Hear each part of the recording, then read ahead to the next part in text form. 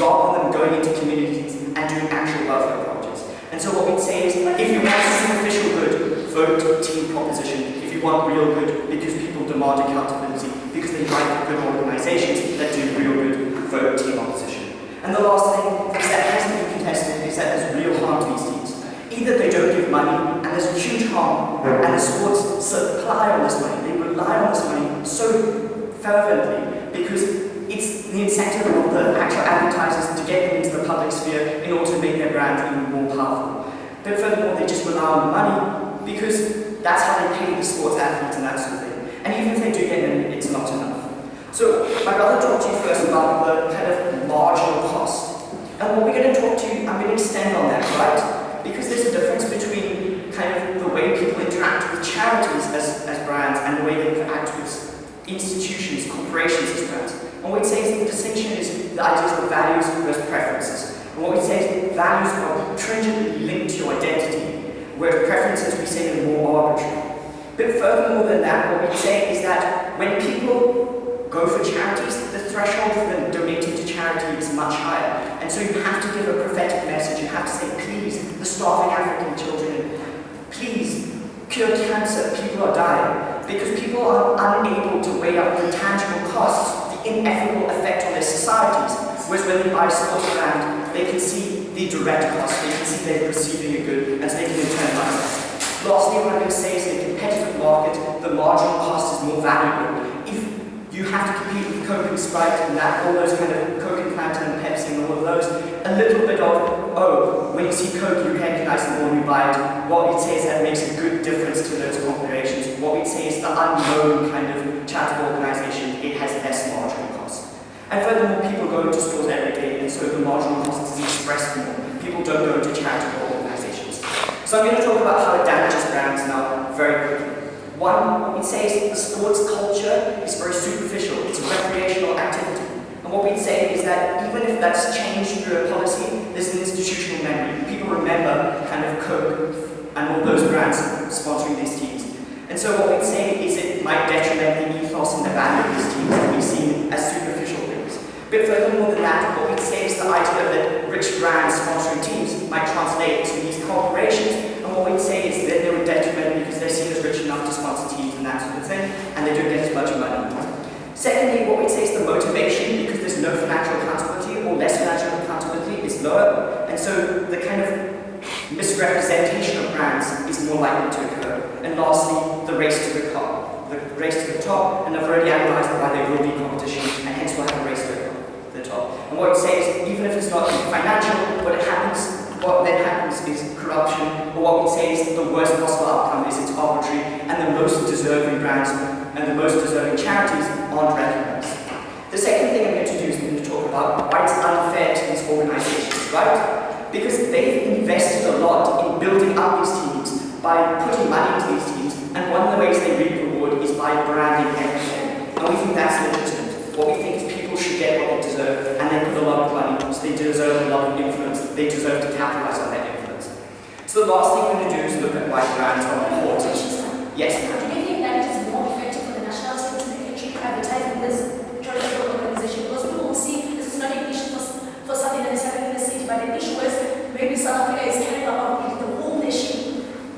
What we'd say is that, one, we've proposed to you in a situation in which you don't have that opportunity cost, right? We don't see why they can't do that and preserve the branding on their uniform, why they would have to ban branding. And that's what my first speaker proposed to them. He said that they don't just have to prove to us that these organizations are good, because they could have some logo somewhere. What they have to tell us is why brands are particularly bad, and that's their burden. So one, they help educate consumers. They tell them why their product's good.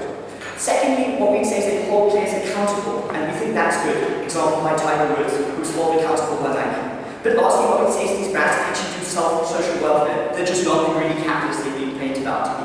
DSTV builds shelters. Outsurance kind of helps in poor communities, and the same with Standard Bank. They've all been advertised on TV. Brands want to look good, so they do good in communities.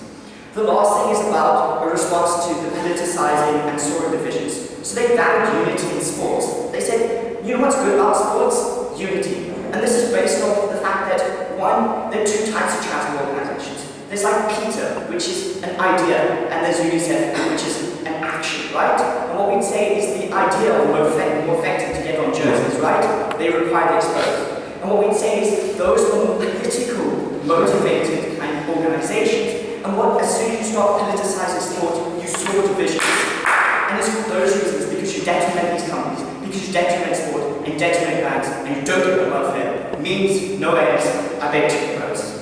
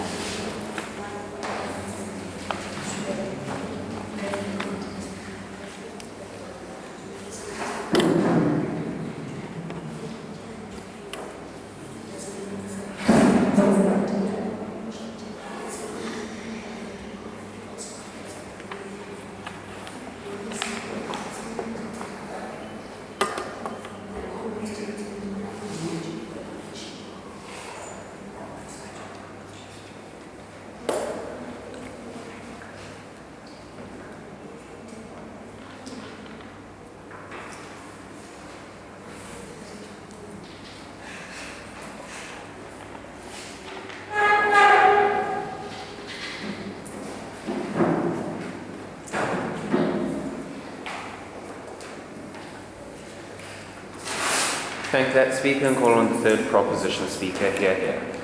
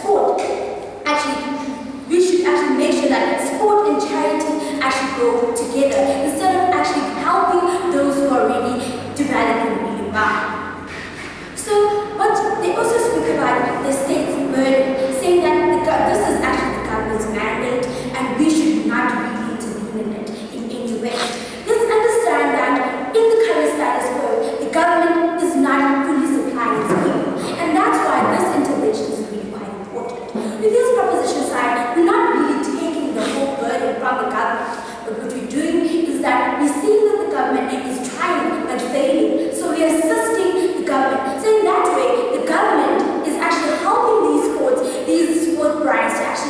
the government is actually helping these charity organizations to promote the brands in order to get funds, and in that way, we feel that the government is actually getting help and actually helping as well. I think this is something really good in a way that the government, as I said before, needs the assistance, and charity organizations are providing the assistance that is necessary. And we feel in that way, the government's mandate of actually looking after the people is actually being really fulfilled. Yes, sir. We see the objectives of sport. Isn't charity the objective of sport is recreation through competition? The idea that just because sports hold some kind of obligation just does not exist. We feel not so. We feel that the obligation that we're actually giving them is a good one. We feel that obligation will actually help the poor and actually make sure that instead of replacing them with the burden, we are actually making them actually more sympathetic in a sense. We're making them actually feel for those people who are disadvantaged and actually promote brands that will assist them. And we feel that is something really good because in those really looking at sports, most people who are skilled actually come from disadvantaged backgrounds. So if they're actually assisting those people, then in that way we could actually rise and those talents might actually get noticed. So what we actually say is that the ends will actually be achieved in this way. As they say that they don't understand how exposure will actually equal to people buying things. Well, let's understand that exposure to a certain thing, for instance, exposure to a certain logo brand, that will by sport, through sport actually, that will actually sway the public sports and actually making them actually buy something. As my first speaker actually said to the House of God, that often people look up to these sports teams are influential within society. They sway the people's thoughts, and that's why it's really important for us to actually put something that will make people look up and do something to help other people within society. We feel that is something really good, and we feel that is something that will benefit society more than actually sitting back and doing nothing or take a role. So, a good example would be a young boy actually seeing a soccer player with a new hairstyle. Automatically, they will want, especially if that soccer player is actually skilled, they will want to have that certain hairstyle. Neymar just had a hairstyle, odd one actually, and people actually follow it. Why? Because he's actually skilled. And that's why we face this burden of charity organization, brands actually influence on these people. We've proven that they're actually influential, and as us putting this brand on them, they will be influential in a good sense. They will actually make sure that those disadvantaged places are actually looked after because people will want to help, because people will be seeing these things in them. So what we're saying is that these brands that are developed, being on these places is not really benefiting society much. So we don't understand why we should be developing an already developed brand, right? We feel that these brands that really need funds, being the charity organizations, should be the one being promoted. In that sense, that is something that will benefit society a lot. So what we prove to the House of God as our proposition side is that this will be the best interest of sport, and also proven to the House of God that this is an obligation as we've stated, but it's a good one. An obligation that will benefit society and an obligation that will make people more aware of the problems that we're facing within society and the problems that we should actually be dealing with and how our government really needs assistance. So we've actually identified this burden which is from the government, and we feel that actually fulfilling it by assisting the helpers and actually making them helped more. Being the helpers being the charity organization. So in that way, in conclusion, we feel proposition side, we have actually achieved the ends, and in that way, we benefit society, and in that way, I going to propose.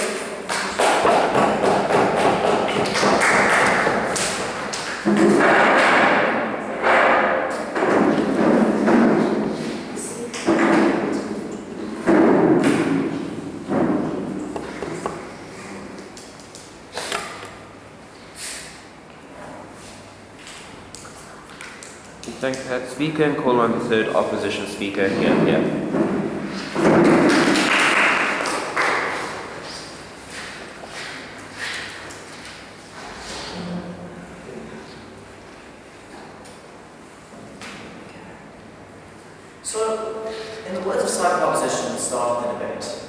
They stated their burden as follows.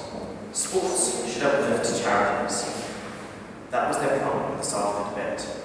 Their burden just does not apply. You see, because for starters, sports can uplift charities through methods other than having their logo on the jersey. Sports can uplift charities by talking about charities. But furthermore, sports already uplift charities. So we gave them another burden. We said, we want you to tell us not only the charities are good, which you did, but we also need you to tell us the brands are bad, which you didn't do. Or at the very least, you need to tell us that there is some reason that charities can be on jerseys, but brands can't be. You need to tell us why it can only be charities. You need to tell us why it's mutually exclusive. That's the burden we gave you, and that's what we didn't hear in this debate. Furthermore, we just wanted to hear why sports need to uplift charities more than they already do. Because like we said, sports already do a lot of charity work. Bearing that burden in mind, I need to try to my speech on that framework and see why they failed on not only their burden, which doesn't really apply to the debate, but the burden we gave them as well. So, for starters, we had two priority issues with their policy and debate as well. First of all, we wanted to know how do charities decide which charity gets into the jersey. There has to be some method of choosing because we think it's naive analysis to believe that charities will just be happy when any charity is in the jersey. We think that Peter wants to be in a jersey and at the same time Habitat for Humanity wants to be on the jersey. And they might argue about who actually gets to be there. Charities are also self-interested. And we didn't hear how we decide then which charity ends up there. So we asked them, do charities need to pay? Because then maybe the charity that pays the sports team will get into the jersey, but we were told that charities don't pay. So we were given no analytical mechanism. Is it a case of charities doing backhanded bribes maybe? Or did they just have to be really good negotiators? We didn't hear that, and that became a problem. The second issue of clarity which we mentioned was where the moral obligation of the sports teams comes from. You see, what we really needed to hear was that sports teams have an absolute obligation to give up on the brand sponsorship, which helps them a lot, for the sake of the country. What they told us was that every South African citizen has some kind of obligation to the state, no thank you. And we agree with that on some level. We think that every South African citizen does have an obligation to the state. But we think that every South African citizen fulfills that obligation by paying tax and by being a good person and not killing others. What we needed to hear was why sports teams have an obligation over and above that of the average South African citizen. Why the sports team has to go the extra mile and put the logo on their jersey at the cost of the sponsorships. And that's what we didn't hear. Secondly, you need to realize that there's a difference between the sports players and the sports teams. We're dealing with two separate actors here. What you're doing right now is imposing the huge cost on the sports teams, whereas the sports players are relatively the same. So your analysis about the obligation that every South African citizen has doesn't apply. Because sports teams, ladies and gentlemen, are not South African citizens, they're organizations. Right. So now let's look at the outcome that they wanted from this debate. The main reason they felt that the motion should be implemented was just that they either wanted any more funding for charities or any more awareness for charities. I'm going to tell you why neither truly happens underneath their motion and why it must fall. So for starters, let's see why we have no real funding. Yes, do you think that it is being effective to have two brands that are promoting the ideas that are contradictory, the one for profit and the one for other profit? And certainly, do you think that when people are wearing this wait, sorry, you already made one. Right. So, I honestly don't think that there's a big problem in that brands selling products and charities selling welfare are very, very different. A person generally allocates a certain amount of money to my consumption and another certain amount of money to the amount of money I'm going to give to charity and give to the general good. We don't think that they're interacting in the same market, so that doesn't really apply. Anyway, so analysis about why more funding doesn't take place. First of all, we tell you that this is not the kind of advertising that a charity needs to get more funding, right? People don't suddenly donate more to charities because they see a charity's logo. Charities absolutely require pathetic appeal. For a charity to get more money from a person, a charity has to go up to someone and say, look at these starving kids in Africa, look at this AIDS orphan, give money to this kid. When a charity can't do that, when a charity says, hey look, here's our UNICEF logo, people say, okay, nice logo, why do I need to give money to that? You see where the problem lies. The kind of advertising that side proposition pushes for is not going to get any more donations from the general public. First of all. Second of all, we see that sports teams won't be able to fund charities anymore if you take away the sponsorship. I'm going to explain this now. The nature of sports teams at the moment is that they make a loss every single year. Go and analyze the top soccer clubs in the world. They're making a sports teams do still do their bit for charity. A sports team like Tottenham Hotspurs gave £1.6 million to charity just last year. But at the same time, they made a consistent loss of 1 to 2 million every year. If you then take away the 45 million worth of pounds they're getting from sponsorship, you take that away from that team, Tottenham Hotspurs now has an even bigger deficit and even less of a chance of being able to give anything to charity at all. So we think that in a way, charity is going to be getting less, because now sports teams which used to do a lot of good just cannot do it anymore because you've taken away all of their capital. Second. Third thing, we think that charity donations mostly comes from large corporations anyways. Corporations donate most of the money to sports, not the general public, and this kind of advertising isn't really effective as corporations. Fourth thing, we think you're going to disinterest donors. Besides the early analysis about mobbing and kind of advertising, we think that there are three problems. One, donors don't like charities that look like they're being run like corporations. We've had a lot of skepticism about charities in the past. In fact, currently, especially after charities like the Invisible Children, which wasn't getting quite as much money as they purported to. We think the donors are very, very disenchanted when we have charities that look like they've been run like corporations and charities that just seem too popular. We don't think donors give to those charities. And furthermore, we think the donors may feel deceived. They may feel as if they're funding advertising, not funding kids with AIDS. And lastly, we think that if charities need to compete by paying sports teams, then they're going to have less funds anyway because they're spending a lot of money on advertising. But the only real answers we heard from them for why there is going to be more money going to sports teams is just that sports teams have lots of influence. They have super influence. And the analysis didn't really hold. For a few reasons, first of all, as we said, we're not going to have more donations because of the earlier analysis. The second of all, we just didn't think the influence principle holds. We told you that sports teams already donate to charities. If the influence principle is so strong, people would donate to those charities already. Furthermore, we think that when sports teams are forced to put the charity logo on their jersey, they're not endorsing the charity. They're being forced to put the logo. And we think that fans know the difference. We think a much better alternative would be if we just ask sports players to stand up after a match and say, hey everyone, Peter's doing this at the moment, please give him some money. 30 seconds. We think that that would be more effective than multi-composition proposals. The awareness that they raise, as we told you, is ineffective because all you're showing them is a logo. You're not showing them the idea of what the charity stands for. And so because side proposition has a range of detriments, ranging from eroding the sports teams to being unfair to the brands that are built up to the teams, to corrupting charities, to breaking down brands, and stopping charities from doing stopping sports teams from doing current charity work. And because they can only offer you the most marginal benefits, a benefit which we believe isn't even there, side proposition must fall. Thank you.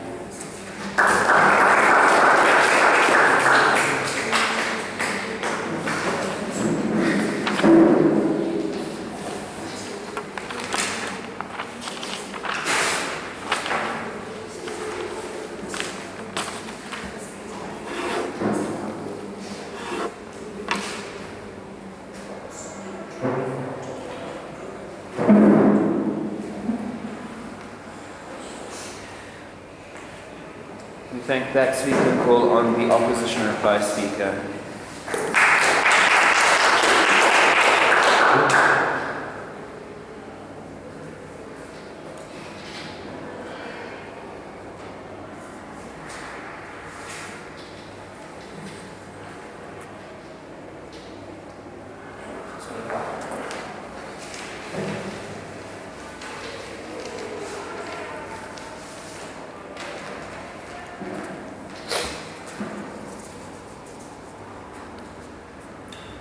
What side proposition did was force themselves into a weak line which forced many questions on the function of their policy, on how not-for-profit companies are going to bid to get their names on brands, how there's a duty on these companies in order to have these charitable organizations on their jerseys, and also whether or not it's fair to have this expectation and the harms which these companies will be expecting.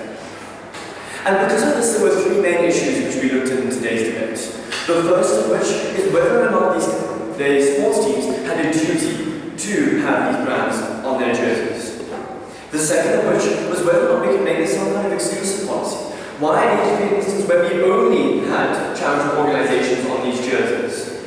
And thirdly, we had to look at the idea of whether or not we'd be doing any good at all, aware of the actual cost benefits which are happening within today's debate. So let's look at this first main issue, the idea of duty.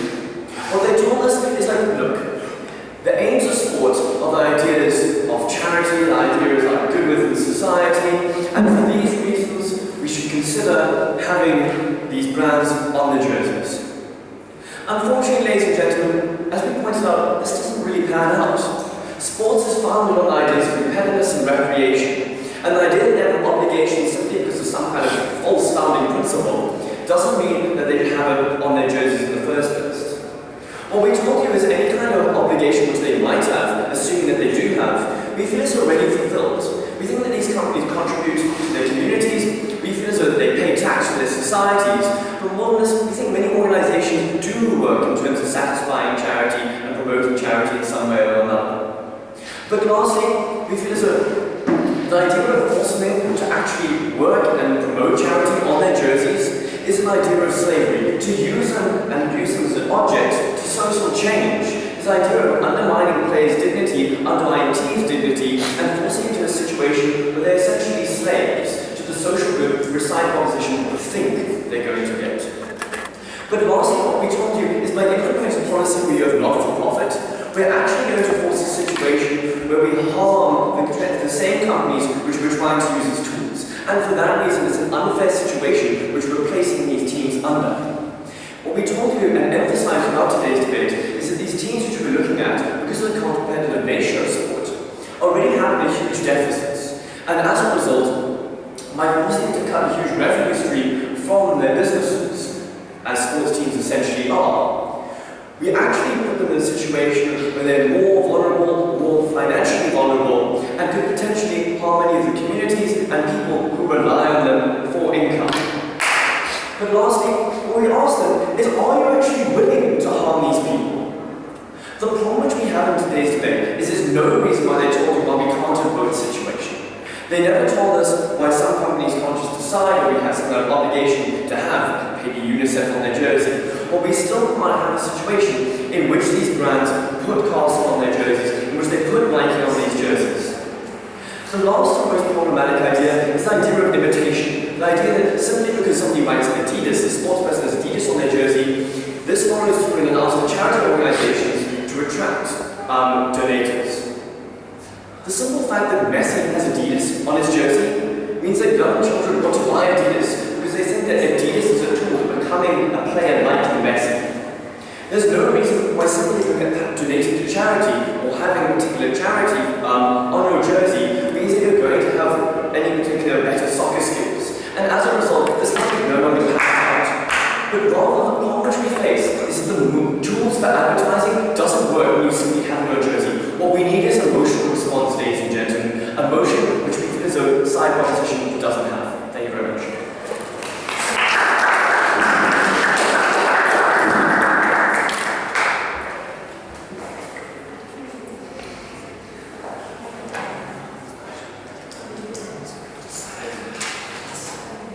Thank that speaker and call on the final speaker of the debate, the proposition reply speaker, here.